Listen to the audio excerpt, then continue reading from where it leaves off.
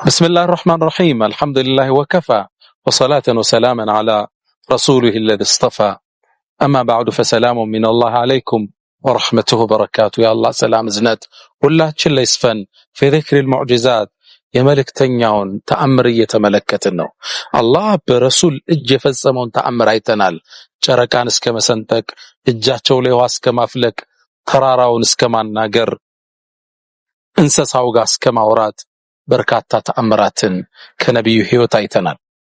እርግጥ ነው አላህ ለተለያዩ ነቢያቶች መልእክተኞች የተለያየን ተአምር በእጃቸው ላይ እንዲፈጸም አድርጓል። ለቀድ አርሰልና ሩሱለና ቢልበይናት በእርግጠኛ መልእክተኞቻችን በመረጃ ልከናል። ቢልአያት الظاهرات والمعجزات الباهرات አስደማሚ በሆነ ተአምር አላህ ልኳቸዋል። ለያዙት መልእክት አጋዥ ይሆን ዘንድ ማህበረሰቡን ያሳምኑበት ዘንድ ተአምራትን ሰጥቷቸዋል። معجزات تأمرات ما يعجز عليه الإنسان أن يأتي بمثله ሌሎች አምሳያውን ሊያመጡ ሚሳናቸው ነገር ተሰጥቷቸዋል። ሌሎቹ ያንን ነገር መፈጸም አይሳካላቸውም። በዚህ ነው የአላህ እገዛ ነሱ ጋር እንዳለ የሚያሳዩት። ታዲያ ይዘውት የመጡት ተአምራት ጊዜያቸውን የዋጀ የማህበረሰቡን አስተሳሰብ የመጠነ ከተጨባጩ ጋር የሚመሳሰል ግን ያን የሚያሸንፍ ተሰጥቷቸዋል። ረሱሉ አለይሂ ሰላቱ ወሰለም በርካታ ተአምራትን አላህ ሰጥቷቸዋል። ኢማም ነወዊ في شرح مسلم ከ1200 በላይ ተሰጥቷቸዋል ይላሉ። ኢማም ኢብኑ ተይሚያ እስከ 1000 ይቆጥራሉ። ኢማም አልበይሃቂ ወኢማም አልአስባሃኒ ደላኢሉ النبوة በሚለው መጽሐፎቻቸው ላይ በርካቶችን ጠቅሰዋል። ከፈሎቹ 7 ጥራዝ መጽሐፍ ጽፈዋል በዚህ ዙሪያ ብቻ። ሌሎቹ እስከ 9 ደርሰዋል። ተአምራቶቻቸው ብዙ ነው።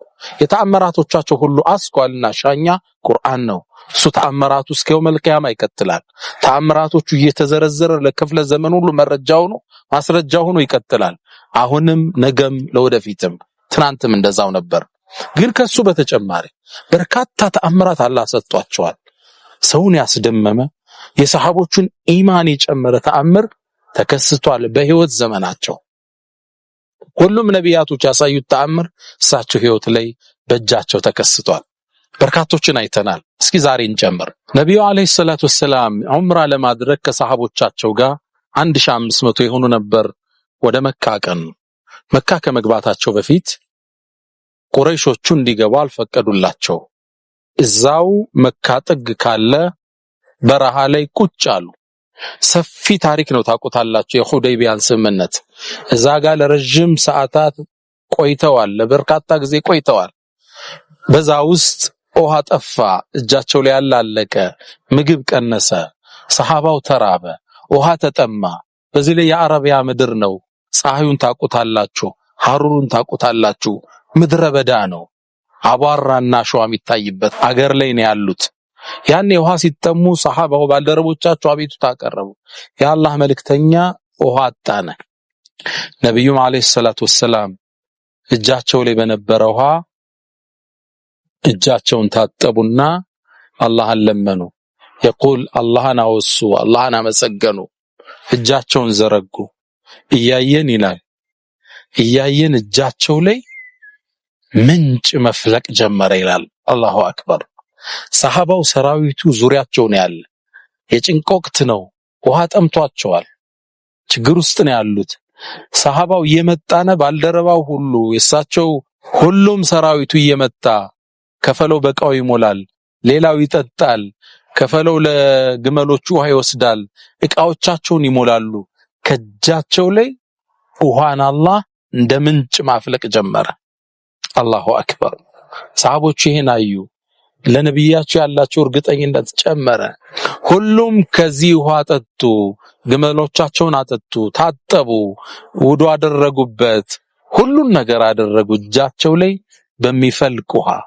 ያ ሁሉ ሰራዊት ይሄን ምንጭ ከእጃቸው ላይ ሲፈስ ይመለከታል። ከእጃቸው እየቀዳ እንስራውን ይሞላል፣ ከእጃቸው እየቀዳ ግመሉን ያጠጣል።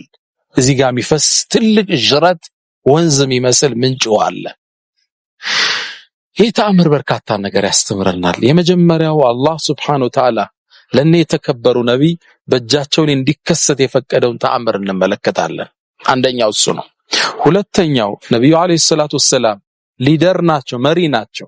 ለማህበረሰቡ ችግር ለባት በመስጠት ከፊት መሆናቸውን እናስተውላለን።